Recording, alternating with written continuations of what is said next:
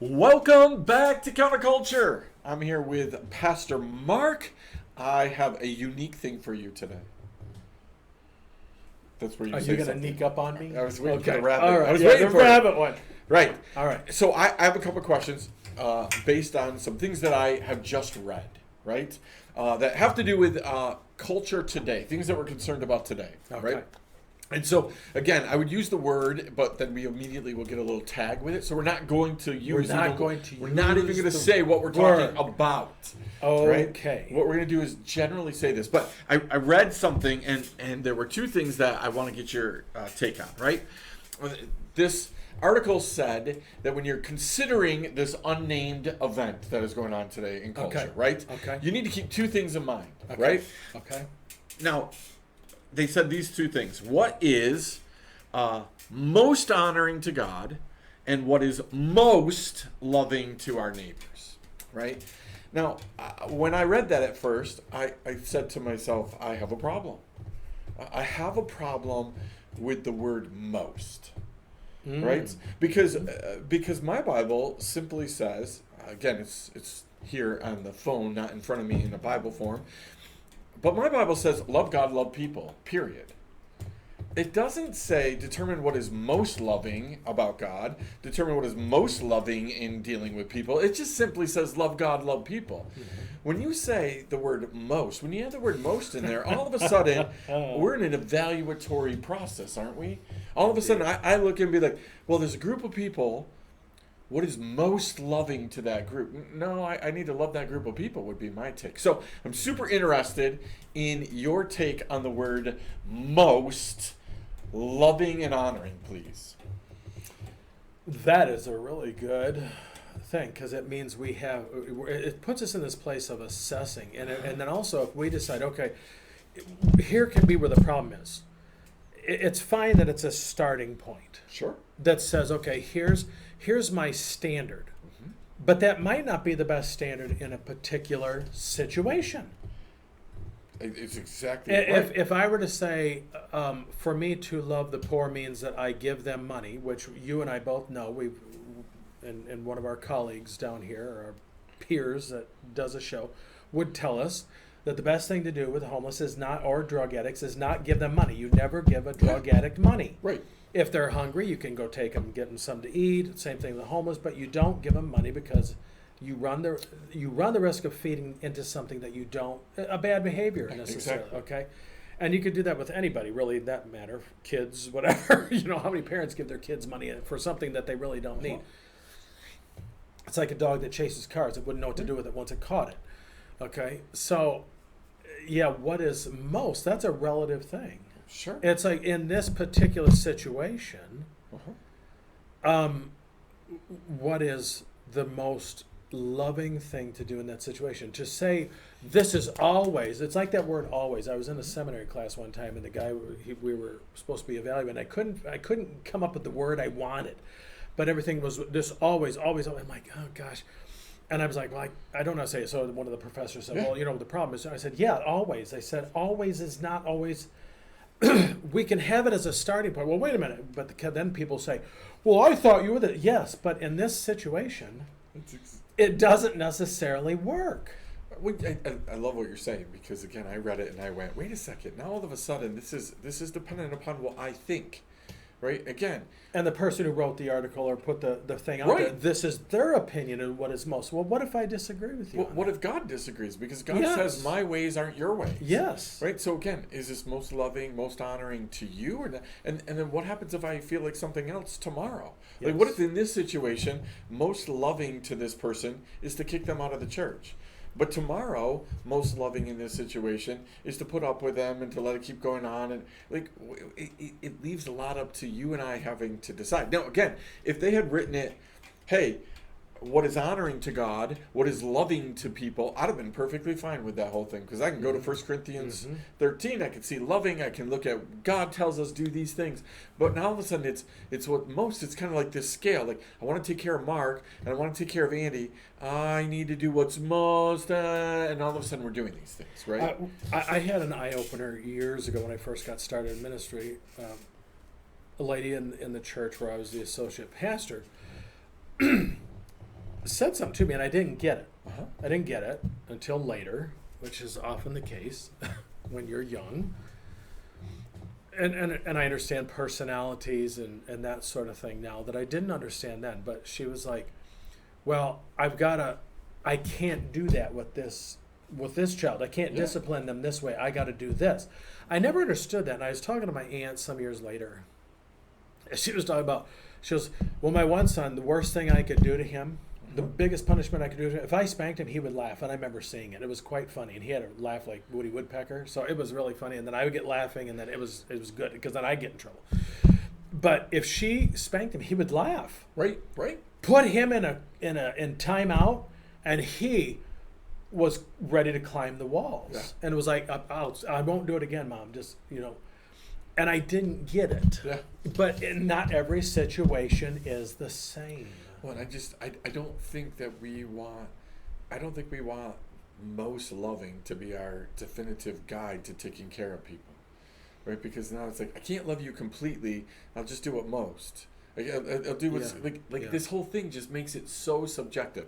But I want to take that. And to the person writing the article. Yeah, is they're the one, they're the one saying, well, this is what is, so I'm right. Right. My wife and I do a little exercise with people. We're all doing that, and that's what the problem is today. I'm right. We're not listening to each other to say, oh, I acknowledge your position. I promise to wait carefully before taking action. I will read this article and say, okay, that may be true sometimes. So when 1 Corinthians 13 says, love always protects, always protects. Yes. So most loving is not only do I have to protect this group of people, but it always protects this group of people as well. So how do you determine most loving when it's on this side?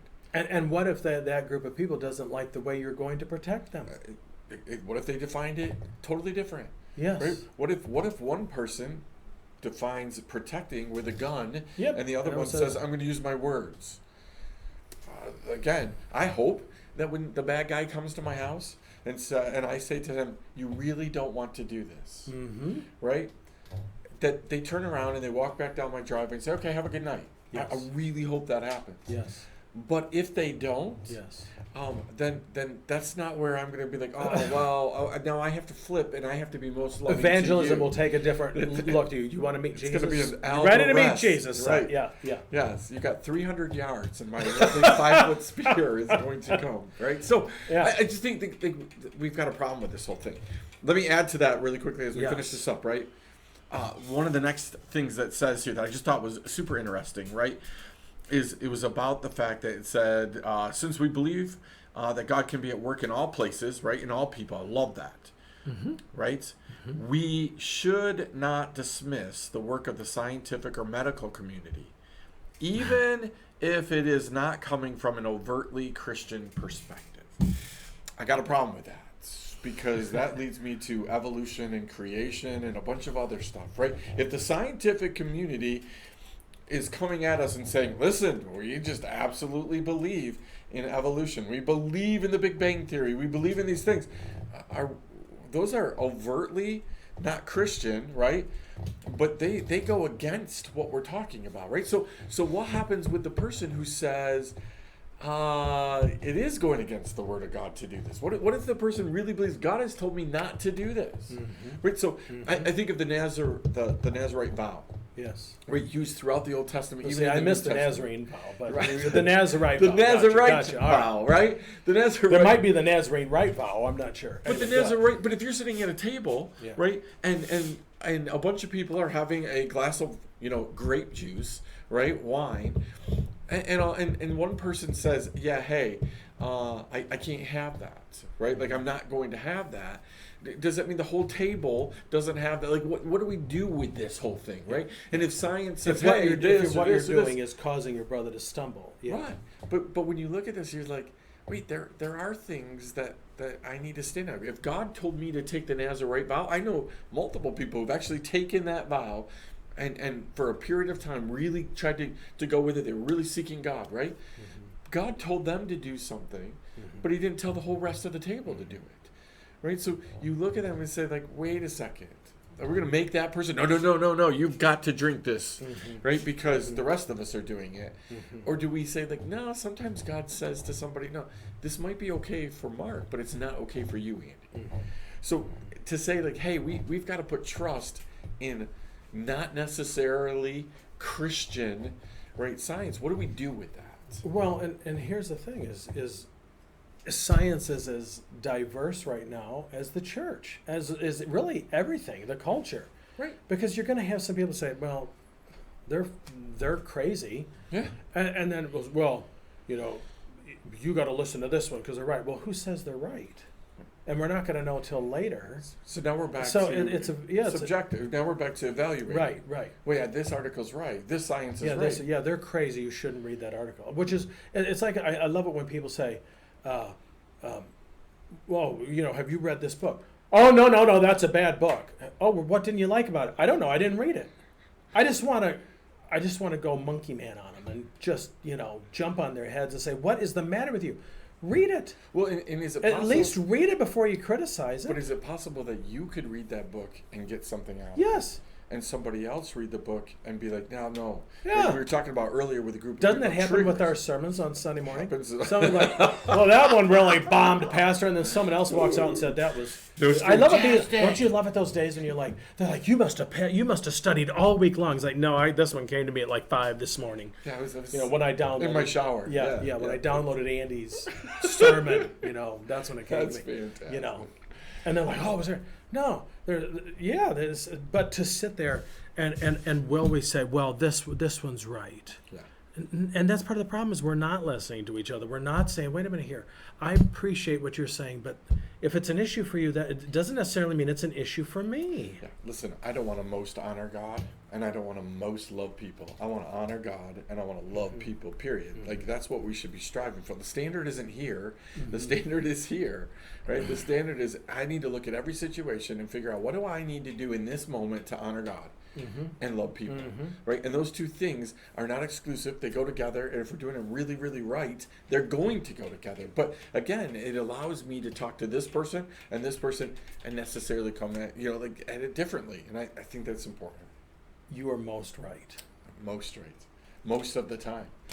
Fantastic. You're always right, except for when you're wrong. I'm never. And I thought wrong. I was I'm only ever mistaken, once, but I was wrong. But I was wrong. You talk like I talk. Oh my gosh. Listen, we're going to leave it right there. We've given you a whole bunch of things to think about. Are you mostly honoring God, mostly loving people, right? Are you paying attention to voices that are maybe kind of, sort of, maybe not at all Christian? Like, these are things that you, if you want to be counterculture, these are things that you need to talk about, because culture wants us to think that, hey, most is good enough. I'm here to tell you, at least on my perspective, it's not good enough, right? There are times when most doesn't make the mark with God, right?